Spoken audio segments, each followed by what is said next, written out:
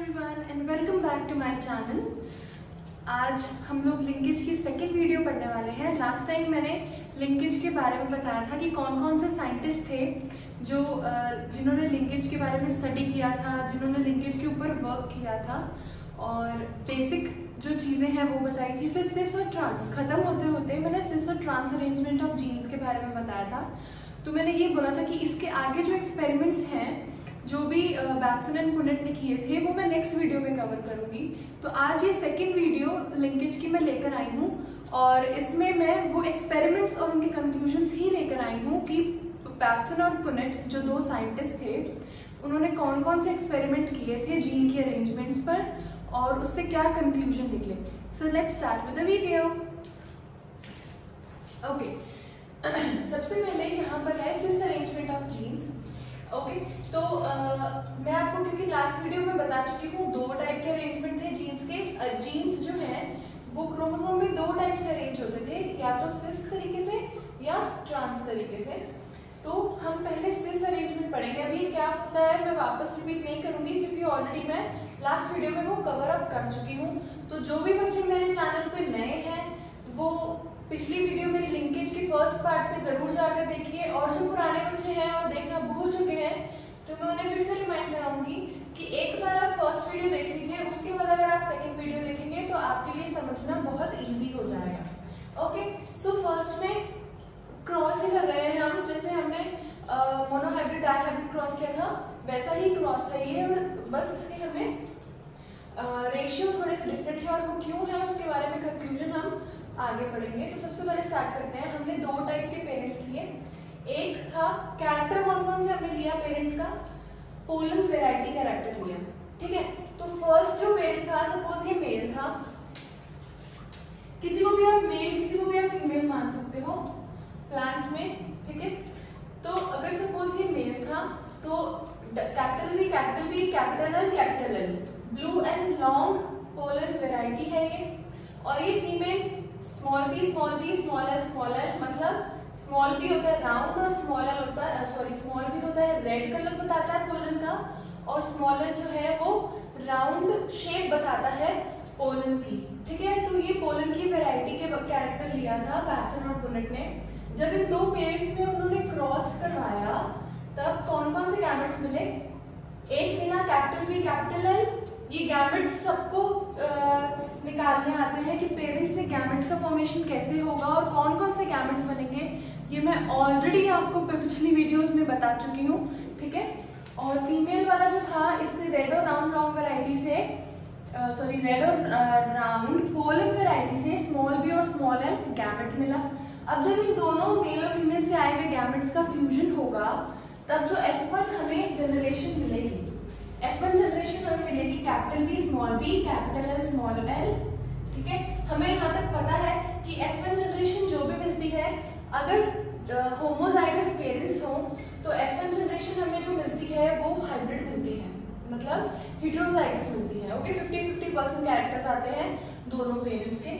ये F1 हमें मिली। अब क्या किया हमने, यहाँ पे टेस्ट क्रॉस करवाया। अब बैक क्रॉस टेस्ट क्रॉस मैं आपको पढ़ा चुकी हूँ, एक बार वापस रिमाइंड कर लीजिए, बहुत डेप्थ में नहीं जाऊंगी। एक बार वापस सोच लीजिए कि टेस्ट क्रॉस क्या होता है। टेस्ट क्रॉस मतलब होता है F1 जनरेशन की ऑफस्प्रिंग को हम, जो रिसेसिव पेरेंट होता है, F1 जनरेशन की ऑफस्प्रिंग को हम रिसेसिव पेरेंट के साथ क्रॉस करवाते हैं, उसी क्रॉस को हम टेस्ट क्रॉस कहते हैं। ठीक है, तो जब रिसेसिव पेरेंट के साथ इसे हमने क्रॉस कराया तो कौन कौन से गैमेट्स बने, पहले मैं इसके बना रही हूँ यहाँ पे capital B capital L small b capital L small b small l, इसके 4 गैमेट्स बने।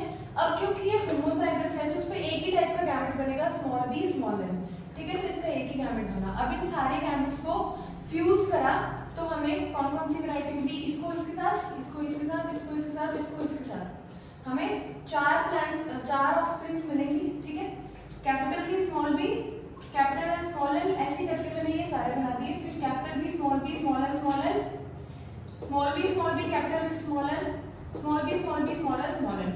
ठीक है, अब इसके फिनोटाइप जो फिजिकल एक्सप्रेशन देखकर हम इनके नाम बताएंगे कि क्या क्या हो सकते हैं, क्योंकि इसमें एक कैपिटल बी और एक कैपिटल एल आ रहा है, तो ये ब्लू और लॉन्ग वैरायटी है, ठीक है, ब्लू और लॉन्ग। फिर इसमें क्योंकि एक भी कैपिटल एल नहीं है तो ये राउंड हो जाएगा, बट एक कैपिटल बी है तो ये ब्लू और राउंड है। ऐसे इसका रेड लॉन्ग और ये रेड राउंड। अभी तक आई होप सो कि आपको ये कैसे पता लगाते हैं फिजिकल एक्सप्रेशन, जेनेटिक एक्सप्रेशन, ये आपको आ गया होगा, तो मैं इसको इतनी डेप्थ में नहीं लेके जा रही हूँ।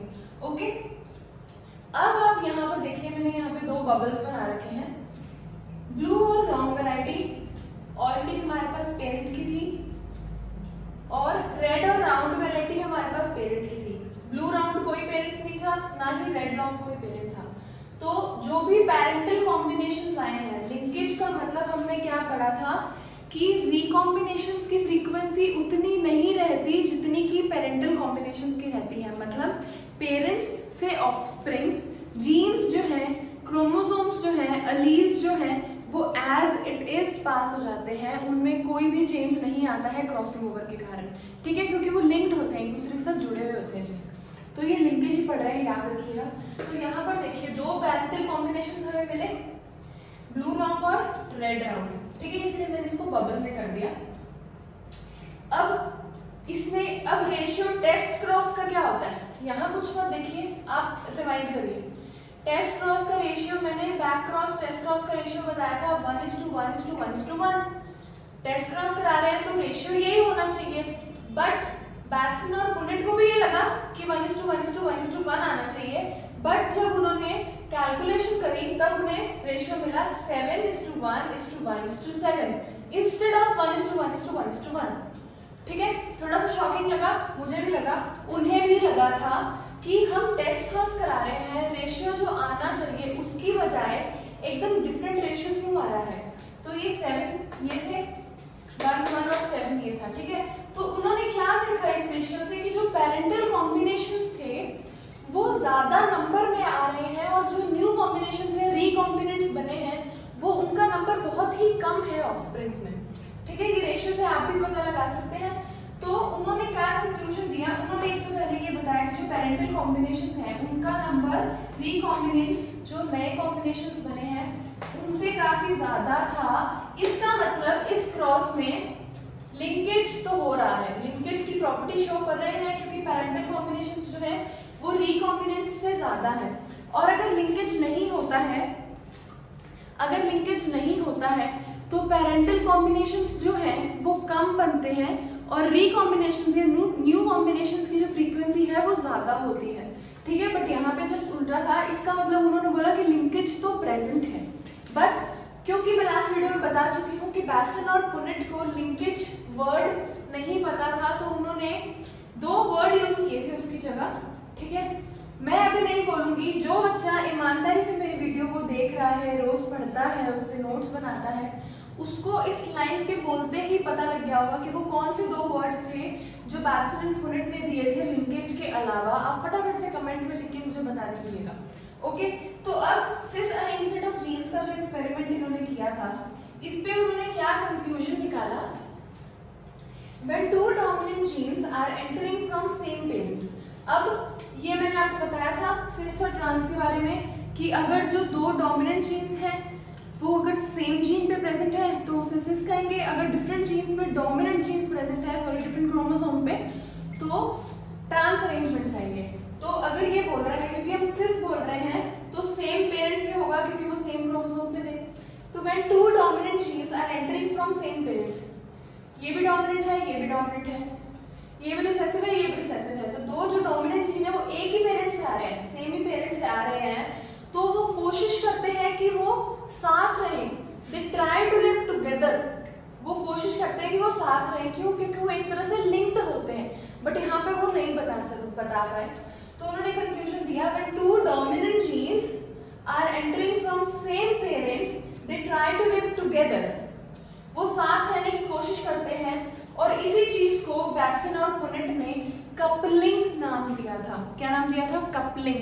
अगर 2 डोमिनेंट जीन्स, ठीक है, हम अगर डायहाइब्रिड क्रॉस कर रहे हैं तो 2 डोमिनेंट जीन्स जो हैं वो सेम पेरेंट से आ रहे हैं, इधर मेल या फीमेल, बट वो सेम पेरेंट मतलब वो या तो मेल में होना चाहिए या वो फीमेल में होना चाहिए, ठीक है, सेम क्रोमोसोम में प्रेजेंट होंगे।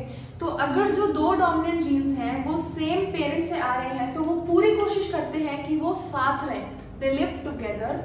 इसी को बैटसन और पुनेट ने इस पूरी चीज को नाम दिया कपलिंग, ओके, लिंकेज नाम नहीं दिया, कपलिंग नाम दिया। अब सेकेंड एक्सपेरिमेंट उन्होंने ट्रांस अरेंजमेंट ऑफ जीन्स पे किया था, वो सिस अरेंजमेंट ऑफ जीन्स था जिसमें सेम पेरेंट से डोमिनेंट जीन्स आते हैं। अब है ट्रांस अरेंजमेंट, इसमें अब देखिए डिफरेंट क्या है, वहां पे होमोजाइगस पेरेंट्स थे, यहाँ पे हेटेरोजाइगस पेरेंट्स आ गए। कैसे? सॉरी, वहां पे दोनों जो जीन्स थे डोमिनेंट वो सिंगल पेरेंट पे थे, यहाँ पे ये देखिए डोमिनेंट जीन्स अलग हो गए, एक पे सिर्फ एक कैरेक्टर के लिए डोमिनेंट है और दूसरे कैरेक्टर का डोमिनेंट दूसरे पेरेंट पे चला गया, ठीक है। तो सपोज अगर मैं इसको मेल मान लेती हूँ, इसको फीमेल पेरेंट मान लेती हूँ, तो देखिए कैपिटल बी स्मॉल एल, वहां पे कैपिटल बी कैपिटल एल था, ठीक है। यहाँ पे ये रिसेसिव कैरेक्टर आ गया तो इसका नाम पड़ जाएगा ब्लू एंड राउंड। यहाँ पे स्मॉल बी कैपिटल एल, यहाँ पे एक डोमिनेंट कैरेक्टर आ गया तो ये रेड एंड लॉन्ग हो गया। सेम हो रहा है एज इट इज, कंक्लूजन में थोड़ा सा फर्क आएगा। और यहाँ पे इतना तो आई होप कि आपको सॉल्व करना आता है कि क्रॉसेस को कैसे सॉल्व करते हैं, ठीक है, और पुनेट स्क्वायर कैसे बनाते हैं। और हालांकि मैंने पुनेट स्क्वायर बनाया नहीं क्योंकि टेस्ट क्रॉस करते हैं अगर हम तो पुनेट स्क्वायर की ऐसी रिक्वायरमेंट नहीं होती, बट वो ऑलरेडी मैं आपको पिछली वीडियो में बता चुकी हूँ कि आप बना भी सकते हैं। बैक क्रॉस और टेस्ट क्रॉस वाली वीडियो आप मेरी देख सकते हैं, ओके। तो इससे दो गैमेट्स बने, इससे कैपिटल बी स्मॉल एल बना, इससे स्मॉल बी कैपिटल एल बना, ये दो गैमेट्स पेरेंट्स से बने। अब ये जो दोनों पेरेंट्स वाले गैमेट फ्यूज करते हैं तो वही हेटेरोजाइगस बनता है, capital B capital L small l. अब हमें टेस्ट क्रॉस करना है, हमें ये पता है। टेस्ट क्रॉस में क्या होता है, रिसेसिव पेरेंट के साथ क्रॉस कराते हैं। तो रिसेसिव पेरेंट हमारे पास स्मॉल एल। अब यहाँ देखिए, क्योंकि मैंने इसको रिसेसिव पेरेंट क्यों नहीं बोला, क्योंकि रिसेसिव पेरेंट प्योर रिसेसिव होता है, उसमें जितने भी कैरेक्टर्स ले रहे हैं वो सारे के सारे कैरेक्टर्स रिसेसिव होने चाहिए, डोमिनेंट नहीं होना चाहिए। यहाँ पे कोई भी जो है पेरेंट है वो प्योरली रिसेसिव नहीं है, एक में एक डोमिनेंट कैरेक्टर है, एक में दूसरा डोमिनेंट कैरेक्टर है, ठीक है। तो टेस्ट क्रॉस में प्योरली रिसेसिव पेरेंट के साथ हम क्रॉस कराते हैं। तो स्मॉल बी स्मॉल एल कोई भी हमने एक रिसेसिव प्लांट ले लिया, इसके साथ इसका क्रॉस कराया। सेम है, इसमें ये गैमेट्स बनेंगे, इसमें तो एक ही टाइप का गैमेट बन सकता है, स्मॉल बी स्मॉल एल, वो बना दिया मैंने। इसमें capital B small b capital L and small b small l. अब इन सबका इसके साथ एक एक करके फ्यूजन करवा दो, ठीक है, मिक्सिंग करवा दो, तो ये सब कॉम्बिनेशंस बनेंगे। Capital B small b capital L small l, इसको नाम दे दिया मैंने ब्लू और लॉन्ग। फिर ये बना कैपिटल बी स्मॉल एल, इसको मैंने ब्लू एंड राउंड दे दिया क्योंकि यहाँ पे एक भी कैपिटल एल नहीं है। Small b capital L small l, इसको मैंने रेड एंड राउंड नाम दे दिया। और ये स्मॉल बी के स्मॉल एल, ये मैंने रेड और राउंड दे दिया। अब हमें इसमें पेरेंटल कॉम्बिनेशंस को ढूंढना है। यहाँ पे देखिए हमारे पास पेरेंट कौन कौन से थे, blue and round, red and long. अब आप यहाँ पे ब्लू एंड राउंड देखिए, ये तो नहीं है, तो ये हमारे पास पेरेंटल नहीं है। ब्लू एंड राउंड था, ओके, रेड एंड लॉन्ग था, ओके, रेड एंड राउंड नहीं है, तो ये कैंसिल। तो मतलब ये जो दो ऑफस्प्रिंग्स बने हैं F2 में, ये दोनों के दोनों पेरेंटल कॉम्बिनेशंस हैं, ठीक है। और ये जो दो हैं जो पेरेंट्स से नहीं मैच कर रहे हैं, यहाँ पर भी है, ये जो दो बच गए ये रिकॉम्बिनेंट्स है, मतलब न्यू कॉम्बिनेशंस हैं। और ये भी जो है ये भी रिकॉम्बिनेंट है और ये भी रिकॉम्बिनेंट, मतलब न्यू कॉम्बिनेशन है। न्यू कॉम्बिनेशन से रिकॉम्बिनेंट्स कैसे फॉर्म होते हैं, क्रॉसिंग ओवर से होते हैं, ठीक है। और लिंकेज और जो पेरेंटल कॉम्बिनेशंस हैं जो बनते हैं वो लिंकेज के थ्रू फॉर्म होते हैं, उनमें क्रॉसिंग ओवर नहीं होता है, ओके। ये ऑलरेडी मैं लास्ट वीडियो में बता चुकी हूँ। सो यस, अब रेशियो क्योंकि हमने टेस्ट क्रॉस किया है तो 1:1:1:1 होना चाहिए। कोई भी क्रॉस हो, टेस्ट क्रॉस बैक क्रॉस का रेशियो 1:1:1:1 होता है अगर डायहाइब्रिड है। अगर मोनोहाइब्रिड है तो 1:1 होगा, ओके। कहाँ थी मैं, यस। तो इंस्टेड ऑफ 1:1:1:1 उनको रेशियो मिला 1:7:7:1। एक रिकॉम्बिनेंट बना ये वाला, ये दो 7 और 7 के ये दो पेरेंटल कॉम्बिनेशंस बने और एक ये रिकॉम्बिनेंट बना। ठीक है, तो इस रेशियो को भी देख के उसने क्या देखा कि इसमें भी ट्रांस अरेंजमेंट ऑफ जीन्स में भी जो पेरेंटल कॉम्बिनेशंस हैं उनका नंबर रिकॉम्बिनेंट से काफी ज्यादा है। ठीक है, 1:1:1:1 होना चाहिए था, इक्वल नंबर में सारे ऑफस्प्रिंग्स आने चाहिए थे, बट पेरेंटल कॉम्बिनेशंस का नंबर जो है वो रिकॉम्बिनेंट से ज्यादा है। इसका मतलब लिंकेज तो प्रेजेंट है। ठीक है, ये हम बता रहे हैं कि लिंकेज प्रेजेंट है, बट उनके लिए वो लिंकेज उस टाइम वर्ड नहीं था। ठीक है, तो उन्होंने क्या कंक्लूजन दिया, किन्होंने बैटसन एंड पुनेट ने क्या कंक्लूजन दिया ये ट्रांस अरेंजमेंट ऑफ जीन्स का एक्सपेरिमेंट करके, when two dominant genes are entering from different parents.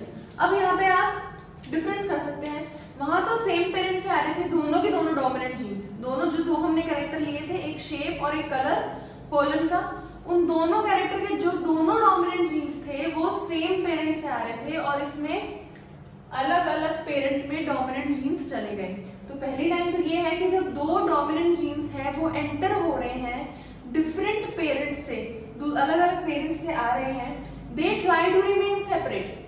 अब क्योंकि वो अलग पेरेंट्स से आ रहे हैं तो वो अलग ही रहना पसंद करेंगे, वो साथ नहीं रहना पसंद करेंगे। और उस केस में क्या था, जो सेम पेरेंट्स से आ रहे थे वो साथ ही रहना पसंद कर रहे थे। ठीक है, they try to remain separate and this tendency was known as repulsion. क्योंकि वो साथ नहीं आना चाह रहे थे, वो एक दूसरे से सेपरेटेड ही रहना चाह रहे थे, इसीलिए उसको रिपल्शन नाम दिया। किसने? बैटसन एंड पुनेट ने। आई होप आपको ये सिस और ट्रांस अरेंजमेंट का एक्सपेरिमेंट समझ आ गया हो। इसमें एज सच कुछ भी टफ नहीं है मेरे हिसाब से, क्योंकि मोनोहाइब्रिड डाइहाइब्रिड क्रॉसेस आप ऑलरेडी पढ़ चुके हैं, गैमेट्स कैसे बनाते हैं, रेशियोज क्या होते हैं, ये ऑलरेडी आप पढ़ चुके हैं। सिस और ट्रांस अरेंजमेंट में आपको पिछली वीडियो में बता चुकी हूँ, रिकॉम्बिनेंट्स क्या होते हैं, लिंकेज क्या होता है, लिंक्ड जीन्स क्या होते हैं, ये सब कुछ मैं आपको पिछली वीडियो में बता चुकी हूँ। इसमें सिर्फ एक समरी दे रही हूँ, एक तरीके से समरी, जो सार होता है ना पूरे टॉपिक का, वो सार निचोड़ के हम में दे रही हूँ। ठीक है, तो मुझे नहीं लगता कि इसमें कुछ भी ऐसा है जो समझ नहीं आया हो, बट फिर भी जो भी मेरे प्यारे प्यारे स्वीट स्वीट से बच्चे हैं जिनको नहीं आया है, कोई बात नहीं, होता है। अगर आपको नहीं आया हो आप मुझे पर्सनली इंस्टाग्राम पे मैसेज कर सकते हैं। इंस्टाग्राम पे मैंने मेरी आईडी यहाँ पे दे रखी है, बायोलॉजी बाय सौम्या करके मैं इंस्टाग्राम पे मेरा पेज है, और आप मुझे यूट्यूब पे भी मेरी वीडियो पे कमेंट करके लिख सकते हैं कि आपको कौन सा टॉपिक पसंद समझ नहीं आया हो। ओके, सो ये दो एक्सपेरिमेंट्स थे। अब आगे, अब अलग अलग कंक्लूजन तो दिए, बट ओवरऑल दोनों प्रोसेस के कंक्लूजन क्या बैटसन और पुनेट ने दिए। ओवरऑल एक कंक्लूजन निकालते हैं ना, अगर हमने एक एक्सपेरिमेंट किया तो उसका तो ये, उससे हमने ये सीखने को मिला, दूसरा एक्सपेरिमेंट किया, दूसरे एक्सपेरिमेंट से हमको ये सीखने को मिला, या हमने देखा उसमें कि ये मिला हमको। अब ओवरऑल जितने भी हमने एक्सपेरिमेंट्स किए उस पूरे का कंक्लूजन क्या निकला, वो बैटसन और पुनेट ने दिया। In both the process parental combinations, मतलब पीसी को जिसको मैंने यहाँ से लिखा है PC, parental combinations are produce more in number. ये हमें दिख ही रहा है, दोनों एक्सपेरिमेंट से हमें दिख ही रहा है कि जो पेरेंटल कॉम्बिनेशंस का नंबर है वो रिकॉम्बिनेंट से काफी ज्यादा है। ठीक है, दोनों प्रोसेस में in both the process parental combinations are produce more in number and frequency of recombinants is low. और दूसरी साइड क्या देखा गया है कि जो रिकॉम्बिनेंट्स हैं उनकी फ्रीक्वेंसी या उनका नंबर बहुत ही कम है, बहुत ही लो है, और बल्कि जो पेरेंटल कॉम्बिनेशंस हैं उनका नंबर काफी ज्यादा है। ये दोनों प्रोसेस से बैटसन और पुनेट ने एक कंक्लूजन निकाला। ठीक है, it was very easy I think. Still मेरे प्यारे मेरे स्वीट से बच्चे हैं कुछ एक, जिनको थोड़ा सा किक स्टार्ट देने की जरूरत होती है और उन्हें नहीं समझ आ पाता ऑनलाइन। बहुत से स्टूडेंट्स ऐसे हैं जिनको ऑनलाइन कभी समझ नहीं आ पाता, और क्योंकि ये पैंडेमिक के कारण एकदम से न्यू चीज शुरू हुई है डिजिटलाइजेशन की, पहले से चलती आ रही थी, बट क्योंकि हमें स्पून फीडिंग की हैबिट है, हमें टीचर का जब तक हम फेस टू फेस हम उसको नहीं देखते हैं, डाउट्स नहीं पूछते हैं, तब तक हमें नहीं समझ आता है। बट स्टिल टाइम के हिसाब से we have to move on.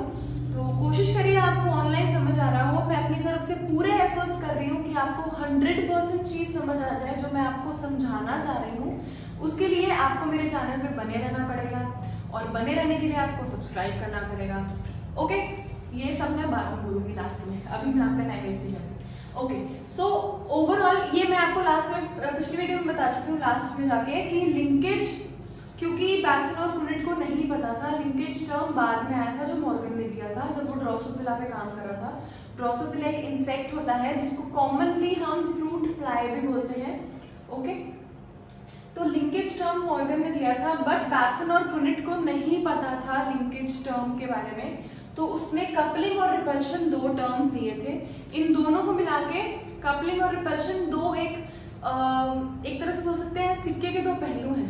सिक्का एक ही है बट 2 साइड्स होते हैं ना, हेड एंड टेल्स, वैसे लिंकेज एक ही है बट कपलिंग और रिपल्शन में डिवाइड कर दिया था उसको बैक्सन एंड प्रूनिट ने, तो दोनों को मिला के लिंकेज बोलते हैं। अब क्या है, लिंकेज 2 टाइप का होता है। हालांकि ये टॉपिक मैं आपको नेक्स्ट वीडियो में कवर करवाने वाली हूँ और इसके दोनों टाइप्स को मैं अच्छे से डिफरेंशिएट करके बताऊंगी और लिंकेज का सिग्निफिकेंस मतलब इम्पोर्टेंस क्या है वो भी मैं आपको बताऊंगी। तो वो तो छोटी सी वीडियो रहेगी, बट स्टिल आपको दूसरी वीडियो के साथ कनेक्ट करवाने के लिए मैं यहाँ पे छोटा सा टॉपिक डाल रही हूँ कि लिंकेज 2 टाइप का होता है, कंप्लीट लिंकेज और इनकम्प्लीट लिंकेज। अब आपको नाम से ही पता लग रहा होगा कि कंप्लीट है तो पूरी होती होगी, इनकम्प्लीट है तो अधूरी रह जाती होगी, समथिंग लाइक दैट। बट यहाँ पे मैं कुछ नहीं बताने वाली, आपके लिए छोटा सा सरप्राइज है। अगर आपको फिर भी जानना है तो आप खुद से पढ़ने की कोशिश कर सकते हैं, नहीं तो वेट कीजिए मेरे नेक्स्ट वीडियो को। सो होपफुली आई थिंक कि आपको ये समझ आ गया हो। और लास्ट जाते जाते मैं यही बोलूँगी, अगर आपको पसंद आई हो आज की वीडियो तो लाइक और शेयर करना ना भूलिए अपने फ्रेंड्स के साथ। इससे और कुछ नहीं, एक मोटिवेशन मिलता है हम यूट्यूबर्स को, खासकर मैं अपनी बात कर रही हूँ, एक बहुत अच्छा मोटिवेशन मिलता है कि हाँ मतलब मेरे बच्चों को समझ आ रहा है। और अगर नहीं आ रहा है तो आप कमेंट में लिख के बताइए, मैं उस चीज़ को इम्प्रूव करूँगी कि वो सिर्फ ना आपको बल्कि और भी स्टूडेंट्स को प्रॉब्लम ना मतलब मेरी वजह से प्रॉब्लम ना हो और सब कुछ समझ आए। तो अगर कोई भी प्रॉब्लम हो आप मुझे पर्सनली इंस्टाग्राम पे मैसेज कर सकते हैं। इंस्टाग्राम की आईडी मैं डिस्क्रिप्शन बॉक्स में डाल दूंगी और मैंने यहाँ भी लिखी है बायोलॉजी बाय सौम्या करके, मैं इंस्टाग्राम पे मेरा पेज है, आप उस पर जाके मुझे फॉलो कर सकते हैं। और अगर कोई भी डाउट हो तो आप मुझे पर्सनल मैसेज कर सकते हैं इंस्टाग्राम पे। मैं पूरी कोशिश करती हूँ वहाँ पे जल्द से जल्द उस चीज़ को सॉल्व करने की और रिप्लाई देने की। और जाते जाते जो भी बच्चे मेरे चैनल पे नए हैं, कोई भी अगर मेरे चैनल पे न्यू है तो सब्सक्राइब का बटन दबाना ना भूलेगा। So that's all for today's video. Thank you so much, have a good day and be safe, bye bye.